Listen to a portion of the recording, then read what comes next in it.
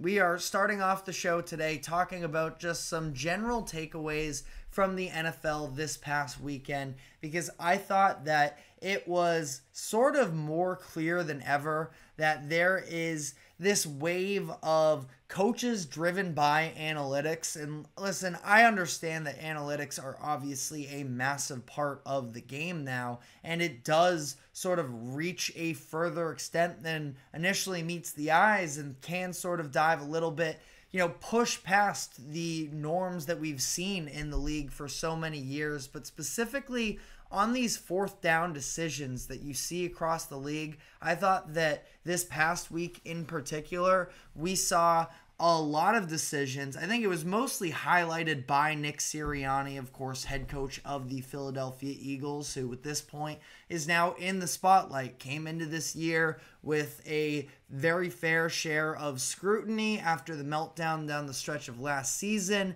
just a little bit based off of his, in the least offensive way possible, he's a little bit obnoxious. And I think that, he would probably acknowledge that to some degree, yelling at Chiefs fans on his way out of Arrowhead last year.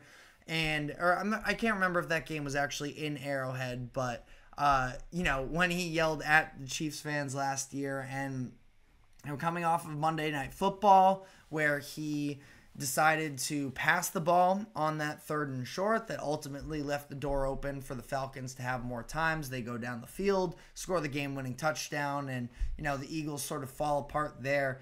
In this game, I thought that the only reason the Saints were in this game against the Eagles, where they eventually, the Eagles end up pulling this one out 15-12, the only reason the Saints were in the game, in my opinion, was because of poor coaching. Now, Jalen Hurts definitely deserves at least a little bit of the blame, letting the Saints off the hook by throwing that bad red zone interception, although there is definitely the other side of that as well, where Devontae Smith could have ran a better route, but that's neither here nor there. There were a couple fourth down decisions from the Eagles when they were in field goal range that just, again, the Eagles dominated the Saints throughout the entire game in terms of time of possession, and with the overall yards, the Eagles outgained the Saints 460 to 219. So they doubled up the Saints just about, or a little bit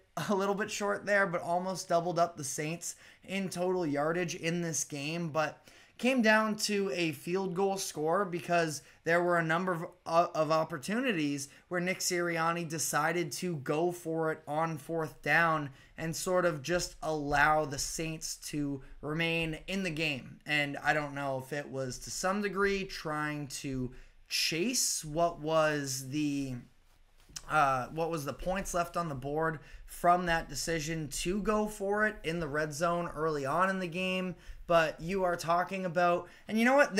Ultimately, the Eagles, they finished this game 1 for 3 on fourth down. So it's not even like it was entirely abysmal for them. But, overall, you see them multiple times having to turn the ball over on downs. And specifically, I want to reference the 4th and short situation where they decided to, fake the tush push and go with a Saquon Barkley end around on the other side. And specifically what drove me so crazy about that play call was because it was at the end of the first half, where this is a situation at that point, the Eagles, they are on the Saints 15-yard line. They have 1 timeout remaining. So in theory, it's you pick up this fourth down conversion. Now, I don't hate the idea of getting Barkley out in space and maybe seeing if he can break it, but realistically speaking, the odds were not in their favor that they were going to be able to score on that play. So you risk going for it on fourth down, and then if you do get it, you probably have 1 timeout left. You get to throw maybe 1 or 2 shots to the end zone, and then if not, you're settling for the field goal anyways. I just think that the risk reward there is so not there. And then the play call on top of it as well. I understand, again, you get the idea of, the Saints defense should be so sort of boxed into that tush push that maybe the end around is available, but it just wasn't. Again, risk reward there, I just did not think it was there whatsoever. And instead of going into a game at halftime where it's evened up and you have the momentum, you just got on the board and you can continue to build off of that. Instead, they go out on downs and they are losing at halftime 3-0, and it just feels like a massive letdown for their offense. They then decide to go for it on fourth down again, coming out of the half once again in field goal range. And it's not just Nick Sirianni. I think across the board, a lot of coaches are getting so caught up in these fourth downs. Raheem Morris on Sunday Night Football as well. I mentioned this before on Monday that I thought that he had a pretty bad sequence towards the end of that game with the fourth down decisions.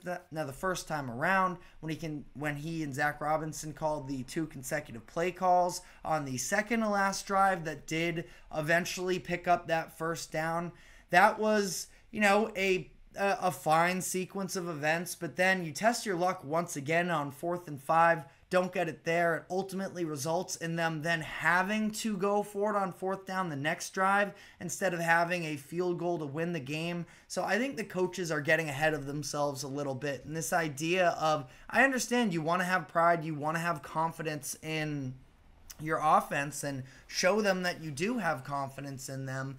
But I think that we have gotten a little bit carried away across the league. Maybe it's the Dan Campbell madness that's sort of seeping into the rest of the NFL, where, this hot coach that is coming in and winning over the hearts of everybody, and Dan Campbell, who only goes for it on fourth down, that he did it, so maybe the rest of us can get away with it too and have that same sort of respect.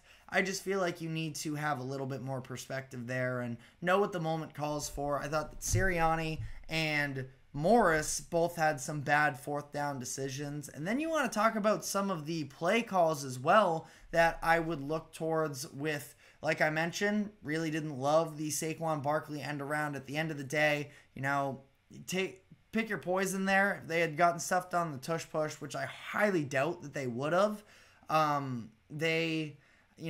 just don't like the idea of moving the ball sort of extra yardage away from the line to gain on those 4th and short situations. You look in the Colts game as well, the speed option that they ran on 4th and goal. That was, I believe, in the second quarter, where their offensive line just got mauled.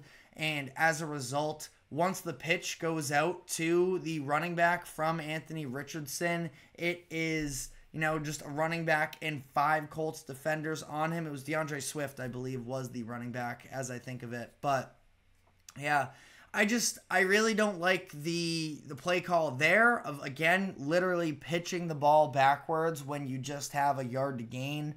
I could make the same argument, although different results, in the Broncos game as well. They had a 4th and goal where they ended up pitching it outside to Jaleel McLaughlin, who looked to be dead to rights, but he ended up, putting the jukes on the defender that was crashing in, and then ultimately was able to dive through the second pressure. But I didn't think that was necessarily a great play call either. So, who am I? I'm not an offensive coordinator. I obviously am not in those meetings necessarily, but I feel like we have sort of lost the plot a little bit of what the advantages are of 4th and short, or that you can just kind of fall forwards. Instead, we're taking the ball, 5 yards into the backfield in order to try and get that 1 yard.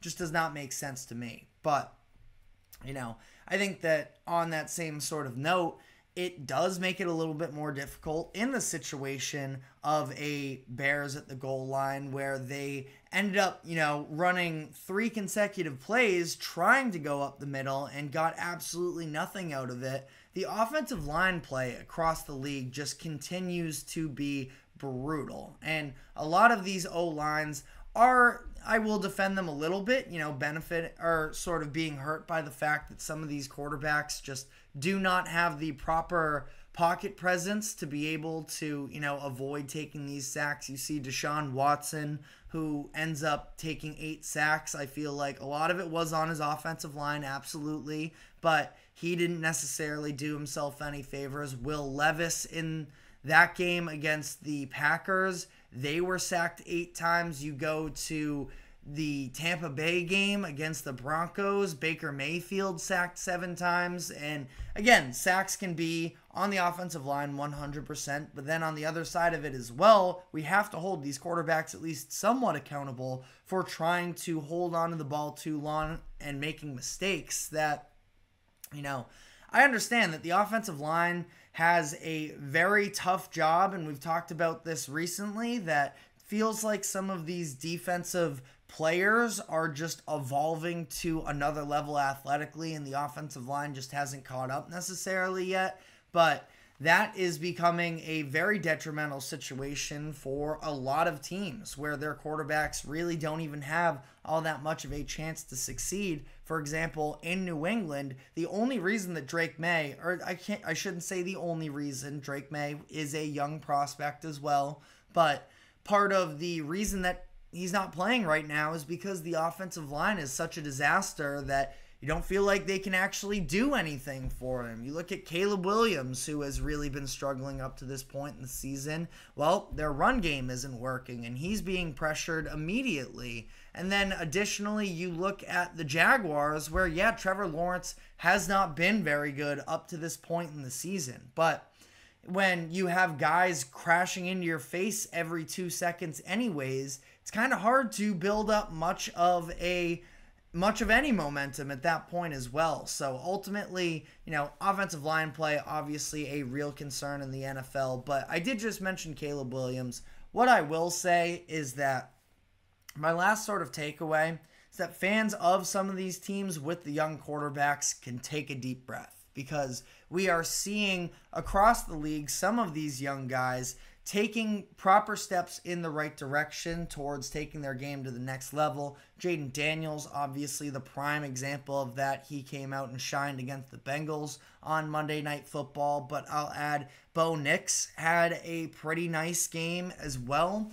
He wasn't excellent necessarily, but he was very solid, looked like he was capable of managing an NFL game and taking advantage there. So I thought that there was a lot of good out of Bo Nix, where it had looked really bad through 2 weeks, and there were some people calling for them to already bench him, and now they can relax a little bit there. Caleb Williams, I understand expectations sky high for him. A lot of people don't necessarily like his personality, but ultimately speaking, and we're going to get into it, it was not a good game necessarily from Caleb, but we got to see more of the flashes of talent, and at the end of the day, that's kind of what it's about with these rookie quarterbacks. I did think that Caleb Williams was going to be capable of bringing the Bears to the playoffs, but either way, he is somebody who, even through the struggles, has shown a lot of what the vision may be. And, I think that across the board, we had been very underwhelmed by this rookie quarterback play. Kind of some people asking, are any of these guys going to end up being good? Well, I think we saw a lot of good from the 3 guys that did play this past weekend. So I think that, again, we can just relax a little bit there. But let me know what your takeaways from week 3 were. We are now going to be moving on here, and I want to dive into the specifics of 5 teams in particular, the 5 teams that are undefeated through 3 weeks, and just talking about what the expectations should be for the likes of course, yes, you have the Chiefs who are in Super Bowl contention. Some people doubting them right now. Is that justified? On the other end of the spectrum, you have the Vikings, Seahawks, and Steelers, and even the Bills to some degree are a little bit of a surprise. So we're going to be diving into all of that. But before we do so, we are going to take a quick break. Do not go anywhere. We will be right back.